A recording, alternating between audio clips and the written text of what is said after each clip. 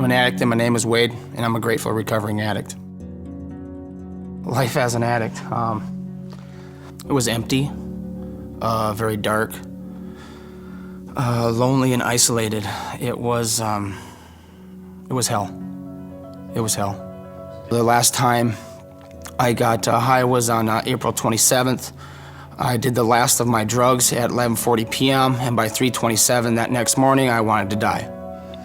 I couldn't make it 4 hours without completely disengaging myself from society. Sometime in the morning my mom called me and said that the lawyer had called and that I had court that morning, and I just said, I'll postpone it.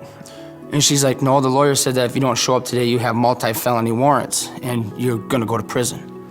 I couldn't really grasp that, but I went into town anyway.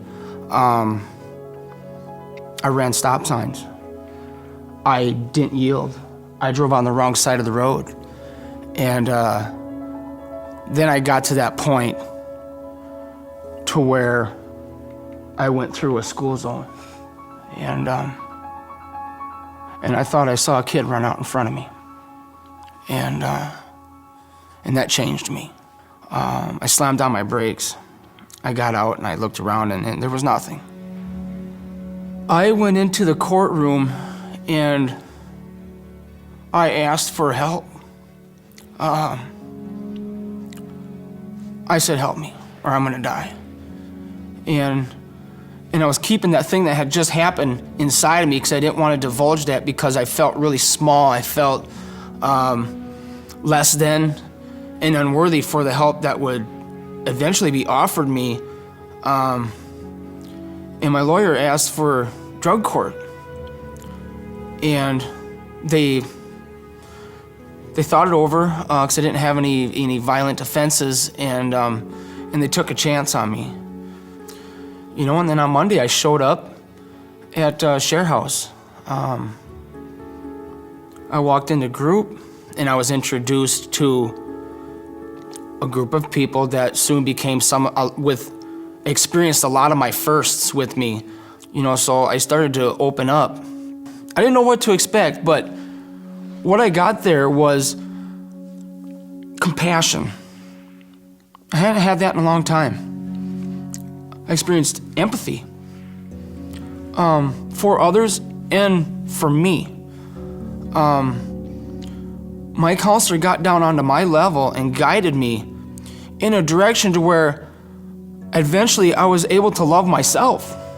And I'm forever grateful for that. Everybody is worth it. Regardless of what chemicals you've used, what you've done, it doesn't matter.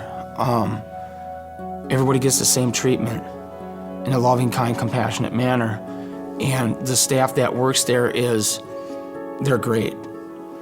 I checked in the ShareHouse in the intensive outpatient program May 1st, and I exited May 17th of 2007. Where am I at today? I consider myself living the dream. Free from outside interference to change an internal problem. I wake up, I go to work, I hang out with friends, I go camping. I get to do things like this that help enhance the quality of my life. I'm much more clear. I'm more compassionate. I'm less self-centered. My mom doesn't have to worry about having the cops come to the door because something's happened to me.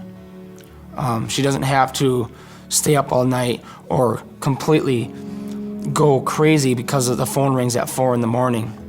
I don't disappear for weeks, months, years at a time. I don't sleep in my car. I don't sleep in storage sheds that cost me $30 a month to rent just so I can have a place to lay my head and stay out of the rain. My life is good. I share it with others freely. I don't know what's in store for me, but I know that the last 7 years and 4 months that I've been in recovery have been the best 7 years and 4 months of my life.